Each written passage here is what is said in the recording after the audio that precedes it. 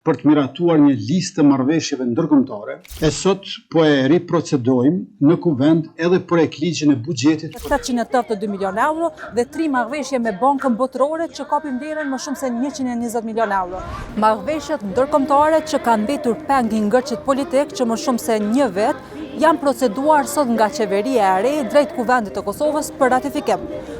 Këto marrëveshje ndërkombëtare përfshin marrëveshjen me Bashkimin Evropian në kuadër të planit të rritjes që ka shifrën më shumë se 882 milion euro dhe 3 marrëveshje me bankën botërore që kapin vlerën më shumë se 120 milion euro.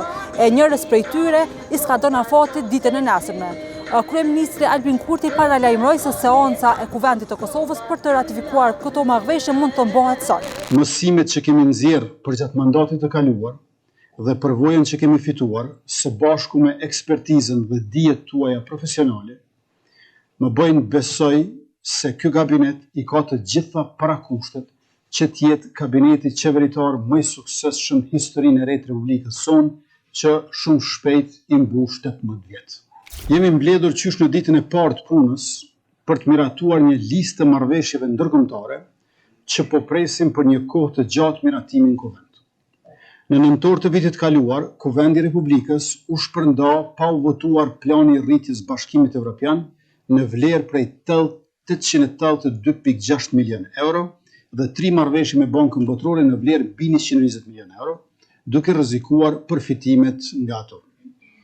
Me kuvendin e legjislaturës së 10 të konstituuar dje dhe me votën tuaj sot, po i japim vendit një mundësi tjetër për të ratifikuar këto marrëveshje ndërkombëtare në kuvend. Si përmendi edhe kryeministri në fillim të mbledhjes, pra kjo mbledhje në kushte normale do duhet të ishte mbledhja ceremoniale, pra e fillimit të mandatit të qeverisë, por me qenë se kemi disa marrëveshje të cilat kanë pasur afat skadence, pra është nesër është skadimi afatit të marrëveshjes prej 90 milion eurove, ne është dashur që në këtë mbledhje pra ta shfrytëzojmë dhe ti miratojmë së paku këto çështjet financiare. Pas marrëveshjeve ndërkombëtare, sot nga qeveria e re, për në kuvend u dërgua edhe buxheti i vitit 2026 me vlerë 4 miliard euro. Me qenë se për ta kaluar buxhetin në kuvendin e Kosovës do të shkojë në 2 lexime, është planifikuar që seanca e parë të mbahet sot, edhe pse ende nuk dihet sigurt, kurse seanca në lexim të dytë të mbahet gjatë javës së ardhshme.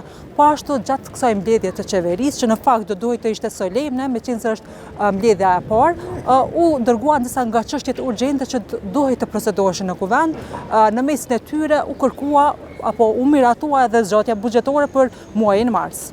E sot po e riprocedojmë në kuvend edhe projekt ligjin e buxhetit për vitin 2026, të cilën e patëm miratuar në mbledhjen e 31 tetorit të vitit kaluar, që sa më shpejt të procedohet për ratifikim në kuvendin e Republikës së Kosovës.